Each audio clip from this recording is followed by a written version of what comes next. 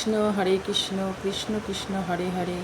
আমি আজকে পড়ছি শ্রীমদ্ ভগবদ গীতার কর্মযোগ। তো তোমরা সবাই থাকো, আজকে আমি কর্মযোগ পড়ে তোমাদের শোনাবো। হরে কৃষ্ণ কৃষ্ণ কৃষ্ণ হরে হরে, হরে রাম রাম রাম হরে হরে। কর্মযোগ হলো এমন একটি জীবন দর্শন যেখানে মানুষ নিজের কর্তব্য নিষ্ঠার সঙ্গে পালন করে, কিন্তু সেই কাজের ফলের প্রতি আসক্ত হয় না। ভালো কাজ করে তার ফলের প্রতি আসক্ত হয় না। ভালো কাজ করে তার ফল ঈশ্বরের প্রতি সমর্পণ করাই কর্মযোগের মূল শিক্ষা। কর্মযোগের প্রধান ভাবনা হচ্ছে কি? নিজের কর্তব্য সৎভাবে পালন করা, কাজের ফল লাভের লোভ না করা, নিঃস্বার্থভাবে মানুষের কল্যাণে কাজ করা, সুখ দুঃখ লাভ ক্ষতিকে সমভাব বজায় রাখা, কর্মের মাধ্যমে মনকে পবিত্র উন্নত করা। সহজ কথায় কি বলে? কর্ম করো, কিন্তু কর্মের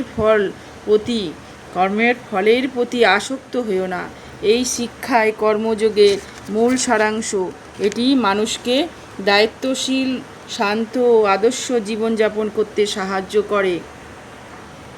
কর্মযোগে এমন একটা মহান আদর্শ যা আমাদের শেখায় মানুষের জীবন কর্মেই সবচেয়ে বড় ধর্ম অলসতা নয়, নিষ্ঠার সঙ্গে নিজের কর্তব্য পালন করাই প্রকৃত জীবন। কিন্তু সেই কর্মের ফল নিয়ে অতিরিক্ত চিন্তা ও লোভ না করে নিজের সেরাটা দেয়াই কর্মযোগের মূল শিক্ষা। শ্রীমদ্ ভগবতে বলা হয়েছে যে মানুষ কর্ম ছাড়া এক মুহূর্ত থাকতে পারে না। তাই কর্মের সঠিক পথে পরিচালিত করাই জীবনের সাফল্যের চাবিকাঠি। আমাদের প্রতিদিনের জীবনে কর্মযোগের উদাহরণ দেখা যায়। একজন কৃষক মাঠে পরিশ্রম করেন, কিন্তু তিনি জানেন না ফসল কতটা হবে। একজন শিক্ষক ছাত্রদের শিক্ষা দেন, কিন্তু সবাই কতটা সফল হবে তা তিনি জানেন না। একজন চিকিৎসক রোগীর চিকিৎসা করেন, কিন্তু সব রোগীকে সুস্থ করা সবসময় সম্ভব হয় না। তবু তারা নিজের কর্তব্য পালন করে যান। এটাই কর্মযোগের প্রকৃত রূপ। আজকের সমাজে কর্মযোগের গুরুত্ব অনেক বেশি। আমরা প্রায় কাজেই ফল নিয়ে এত বেশি চিন্তা করি যে কাজের আনন্দ হারিয়ে ফেলি। কেউ চাকরি নিয়ে চিন্তিত, কেউ ব্যবসা নিয়ে চিন্তিত, কেউ পড়াশোনা নিয়ে চিন্তিত।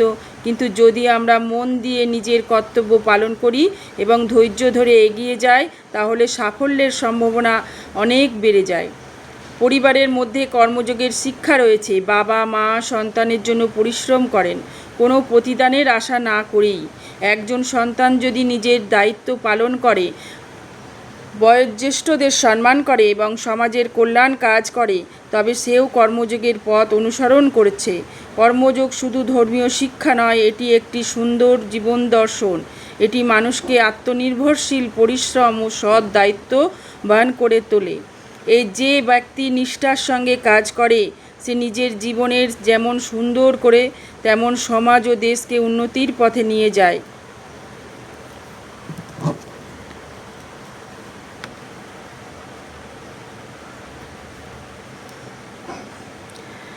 আমাদের উচিত প্রতিটি কাজকে শ্রদ্ধার সঙ্গে করা। ছোট কাজ বা বড় কাজ বলে কিছুই নেই। সততা ও নিষ্ঠার সঙ্গে করা প্রতিটি কাজই মহৎ।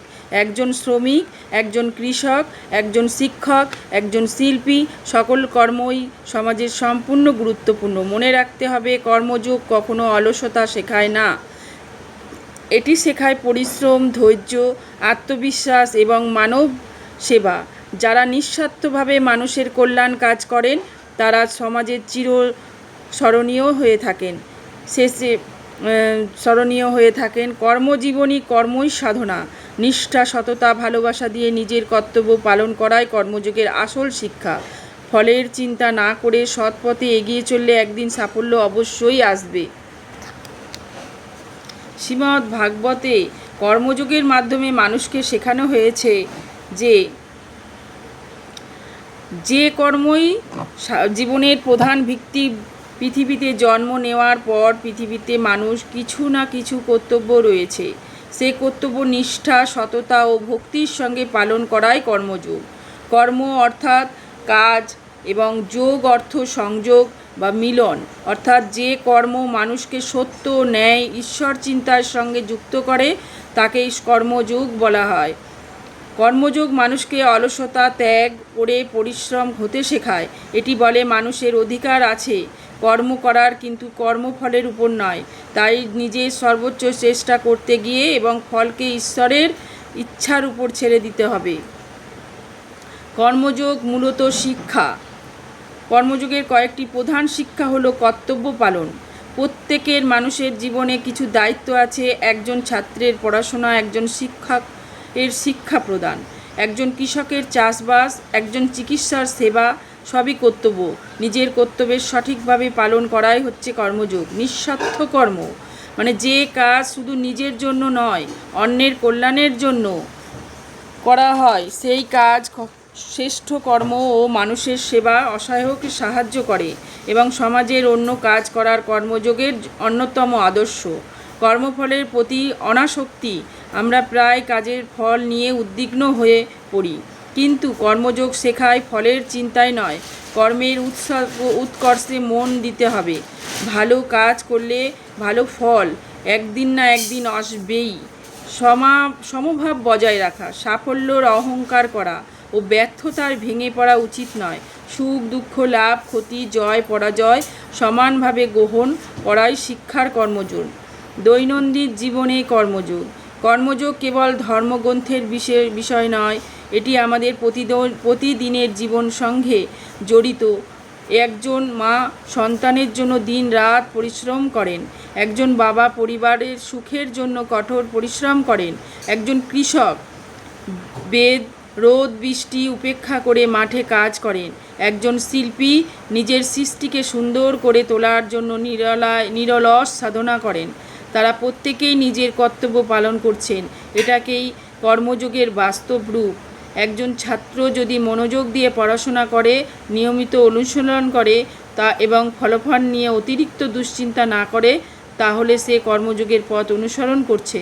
সমাজে কর্মযোগের গুরুত্ব। আজকের যুগে মানুষ দ্রুত সাফল্য চায়, অনেক সময় সামান্য ব্যর্থতাতেই হতাশ হয়ে পড়ে। কর্মযোগে আমাদের ধৈর্য, অধ্যবসায় ও আত্মবিশ্বাসের শিক্ষা দেয়। এটি বলে সৎ পথে পরিশ্রম করে যেতে হবে। সাফল্য দেরিতে এলেও সেটি স্থায়ী হয়। সমাজের উন্নতির জন্য প্রত্যেক মানুষকে নিজের দায়িত্ব পালন করতে হবে। যদি একজন নাগরিক সততার সঙ্গে নিজের কাজ করেন, তবে পরিবার, সমাজ ও দেশ সবই উন্নতির পথে এগিয়ে যাবে। মহাপুরুষদের জীবন কর্মযোগ। অনেক মহাপুরুষ তাদের কর্মের মাধ্যমে সমাজকে পথ দেখিয়েছেন। তারা ব্যক্তিগত স্বার্থের চেয়ে মানুষের কল্যাণকে বেশি গুরুত্ব দিয়েছেন। তাদের জীবনের মূল মন্ত্র ছিল নিঃস্বার্থ কর্ম ও মানব সেবা। কর্মযোগে মানব সেবা, মানুষের সেবা করা কর্মযোগের একটি গুরুত্বপূর্ণ দিক। ক্ষুধার্তকে খাদ্য দেওয়া, অসহায়কে সাহায্য করা, অসুস্থদের পাশে দাঁড়ানো, পরিবেশকে রক্ষা করা, এইসব মহৎ কর্ম, ছোট ছোট ভালো কাজ সমাজে বড় পরিবর্তন আনতে পারে। কর্মযোগে আমাদের কি শিক্ষা দেয়? পরিশ্রমী হতে শেখায়, সত্য ন্যায়ের পথে চলতে শেখায়, ধৈর্য ও আত্মবিশ্বাস বাড়ায়, অহংকার ত্যাগ করতে শেখায়, মানব সেবায় উদ্বুদ্ধ করে, সুখ দুঃখে স্থির থাকতে সাহায্য করে, জীবনকে শৃঙ্খলাবদ্ধ ও সুন্দর করে তোলে। পরিশেষে বলা যায়, কর্মযোগ শুধু একটি ধর্মীয় মতবাদ নয়, এটি একটি মহান জীবন দর্শন। যে মানুষ নিষ্ঠা, সততা ও ভালোবাসা দিয়ে নিজের কর্তব্য পালন করে এবং কর্মফলের প্রতি অতিরিক্ত আসক্ত না হয়ে এগিয়ে চলে, সেই প্রকৃত কর্মযোগী। কর্ম মানুষের শ্রেষ্ঠ পরিচয়। নিঃস্বার্থ কর্মই প্রকৃত পূজা। সততা ও পরিশ্রমের পথে চললে জীবন হয় সুন্দর, সমাজ হয় আলোকিত। এই পৃথিবীতে এমন কোনো মানুষ নেই যে কর্ম ছাড়া থাকতে পারে। ছোট শিশু পড়াশোনা করে, কৃষক কাজ করে, শিক্ষাদান করে, চিকিৎসক রোগী সেবা করেন, শিল্পী সৃষ্ট করেন, গৃহিণী সংসার সামলান। প্রত্যেকেই নিজের নিজের কর্মের মাধ্যমে সমাজকে এগিয়ে নিয়ে চলেছে। একটি ছোট বীজ যেমন একদিন বিশাল বৃক্ষে পরিণত হয়, তেমনি ছোট ছোট সৎকর্ম একদিন মানুষের চরিত্রকে মহান করে তোলে। তাই কোনো কাজকেই ছোট বলে অবহেলা করা উচিত নয়। কর্মযোগের প্রকৃত অর্থ অনেকের মনে করেন শুধু পূজা পাঠ বা মন্দিরে যাওয়াই ধর্ম, কিন্তু কর্মযোগ বলে নিজের কর্তব্য সৎভাবে পালন করা এক ধরনের উপাসনা। যদি আমরা সত্যবাদী হই, মানুষের উপকার করি, অন্যায় থেকে দূরে থাকি এবং নিজেদের কাজ মন দিয়ে করি, তাহলে সেটাও ঈশ্বরের সেবা। কর্ম অর্থাৎ হলো নিজের নিষ্ঠার সঙ্গে কাজ করা, অন্যের ক্ষতি না করা, নিজের স্বার্থে আগে ন্যায়কে স্থান দেওয়া এবং কর্মকে ঈশ্বর উদ্দেশ্য উৎসর্গ করা। কোনো কর্মফলের প্রতি আসক্ত না হতে বলা হয়েছে। আমরা অনেক সময় কোনো কাজ শুরু করার আগেই ভাবতে থাকি, যদি সফল না হই, যদি মানুষ প্রশংসা না করে, যদি লাভ না হয়। এই ধরনের চিন্তা আমাদের দুর্বল করে দেয়। কর্মযোগ বলে মানুষকে নিজের সর্বোচ্চ চেষ্টা করতে হবে, ফল যাই আসুক তা শান্ত মনে গ্রহণ করতে হবে, কারণ ব্যর্থতা মানুষের শিক্ষা দেয় এবং সাফল্য মানুষকে এগিয়ে যেতে উৎসাহ দেয়। ছাত্র জীবনে কর্মযোগ। ছাত্র জীবন হলো ভবিষ্যৎ গঠনের সময়। একজন ছাত্র যদি প্রতিদিন নিয়মিত পড়াশোনা করে, শিক্ষকদের সম্মান করে, সময়ের মূল্য বোঝে এবং কঠোর পরিশ্রম করে, তবে সে কর্মযোগের আদর্শ অনুসরণ করছে। পরীক্ষার ফল নিয়ে অতিরিক্ত উদ্বিগ্ন না হয়ে জ্ঞান অর্জনের দিকে মন দেওয়াই প্রকৃত শিক্ষা। সংসার জীবনে কর্মযোগ। একটি পরিবারের সুখ শান্তি নির্ভর করে পরিবারের সদস্যদের কর্তব্য পালনের উপর। বাবা মা সন্তানের জন্য ত্যাগ স্বীকার করেন, সন্তানরা বড়দের সম্মান করে, ভাই বোন একে অপরকে সাহায্য করেন। এইসব কর্মযোগের সুন্দর উদাহরণ। যে সংসারে ভালোবাসা, দায়িত্ববোধ এবং পারস্পরিক সহযোগিতা থাকে, সেই সংসারে সুখী হয়। সমাজ সেবায় কর্মযোগ।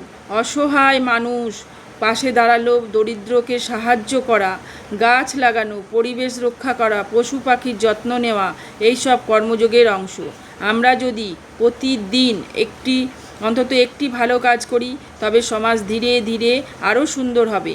কর্মযোগের চরিত্র গঠন। মানুষ প্রকৃত পরিচয় তার ধন সম্পদ নয়, তার কর্ম।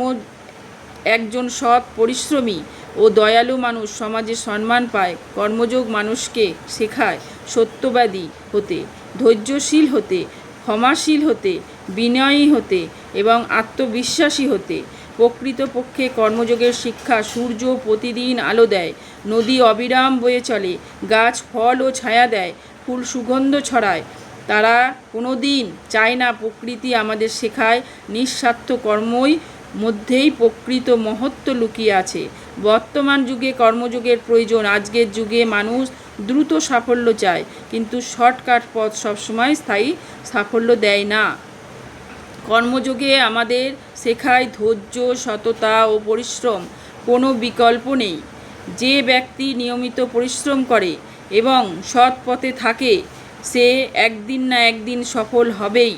কর্মযোগের অত্যাধিকতা। কর্মযোগ শুধু বাহ্যিক কাজ নয়, এটি মনের সাধনা। যখন মানুষকে অহংকার, লোভ ও হিংসা ত্যাগ করে সৎকর্মে নিজেকে নিয়োজিত করে, তখন তার মন শান্ত হয় এবং জীবনে আনন্দ আসে। আমাদের করণীয়, আমরা সবাই যদি কয়েকটি নিয়ম মেনে চলি, তাহলে কর্মযোগের আদর্শ বাস্তব জীবনে প্রতিষ্ঠা করা সম্ভব।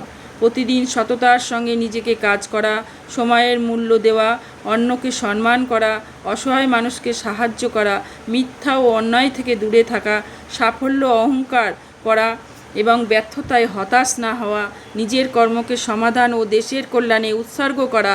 উপসংহার পরিবেশে বলা যায়, কর্মযোগে মানুষ জীবনকে আলোকিত করার এক মহৎ পথ। এটি আমাদের শেখায় যে কর্মই মানুষের প্রকৃত পরিচয়।